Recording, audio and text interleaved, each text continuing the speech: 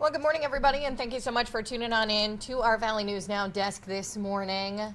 We've got a sunrise going on there, a little cloudy out there, and we'll be sure to update you momentarily on what is going on outside our front doors. And one more time, thank you so much for joining us here on the Valley News Now desk. My name is Alex Larson. So we're going to kick things off again talking about that and just that. We're going to be talking about weather. So I'm going to direct us on over to our website, valleynewslive.com, over on the VNL weather tab here. All I did was go to the home page, click weather, there we are. Okay, so I want to talk about the highs we're going to be having today. 21 is looking at our high today, low of 10 right now. Again, we're sitting at 10, so not too bad. Tomorrow, we're going to be seeing a high of 42. Check that out. Isn't that awesome? I mean, it's just exactly what we've been waiting for here.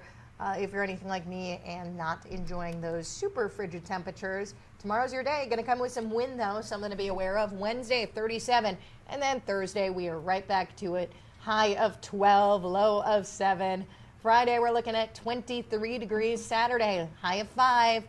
Sunday, high of 13. So, I mean, tomorrow and Wednesday, those are kind of be our best bets for some more seasonably good weather. You know what I'm talking about. So we are going to talk about next first alerts, because we do have that first alert weather day coming up. Thursday, we're looking at snow and wind gusts over 50 miles per hour. Poor visibility. Thursday PM, blowing snow, very poor visibility. So lots going on here. We, of course, will keep you updated here on Valley News Live as that continues on. Also, new for you this morning, Moorhead Fire responding to a report of a structure fire early this morning. Initial call coming in, that was just after 12:30 this morning for a report of a structure fire in the 1900 block of 6th Avenue South in Moorhead. Battalion Chief Matt Brand told our partners at Flag Family Media there was no actual fire reported, rather a baseboard heater sprung a leak, causing steam to emit from an area. Crews were on scene for over an hour dealing with that whole situation.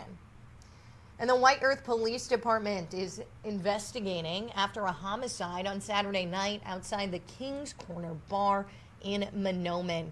A 24-year-old man died from a reported stabbing despite life-saving efforts by officers and EMS.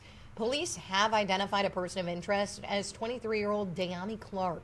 A reward is being offered for information leading to Clark's location and arrest. Anyone aiding or harboring Clark will be prosecuted. That's according to police. If you do have any information, though, call White Earth Police. That number is on your screen. That's 218-983-3281. And Wahpeton police are investigating a fatal incident at the Frying Pan Family Restaurant early yesterday morning.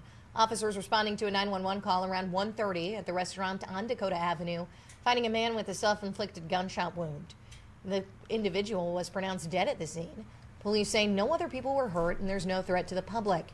Case, though, is under investigation.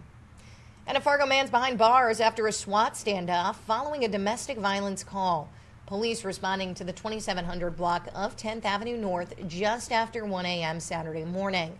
Officers establishing probable cause to arrest 28-year-old Ethan Erickson, but he refused to come out of the house. Based on the investigation and Erickson's criminal history, the police called in the Red River Valley SWAT team. Erickson was arrested without incident. He's now facing 3 felonies, though. That includes terrorizing with a dangerous weapon, as well as domestic violence. The victim had minor injuries, but declined medical treatment. And in a Fargo garage on Saturday, snowmobile history came back to life. A group of collectors and racers spent the better part of the day working on a rare John Deere Liquidator. It's a clone of the sled that won the Winnipeg I-500 50 years ago. And it's all to raise money for the Snowmobile Hall of Fame. Valley News Team's Harrison Prey was there watching this all unfold. Let's check it out.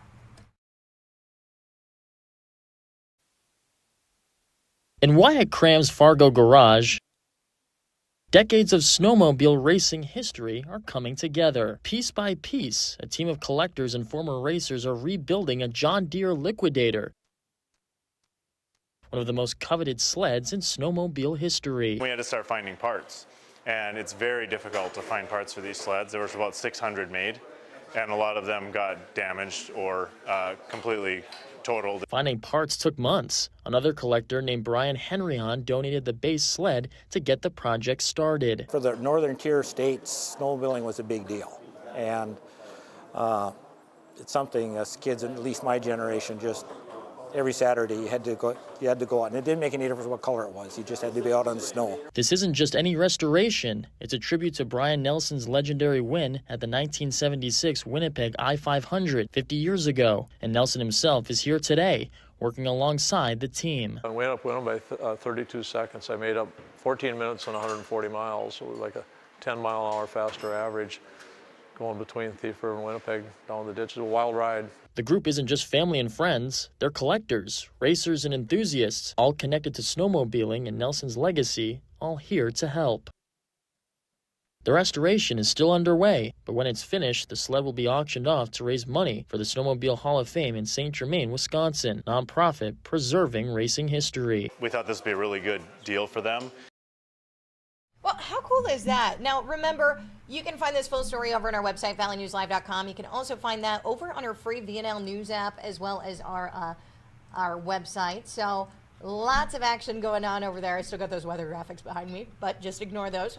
Anyways, actually, speaking of weather, you can download the VNL weather app and get those forecasts right at your fingertips. We got that first alert weather day coming for Thursday. Remember, lots going on here. So be sure you're weather aware. You know what's going on outside. Our first alert storm team will keep you updated with the very latest of what we're looking at. Again, that's all I got for you here on this Monday morning. I will see you back here tomorrow. My name's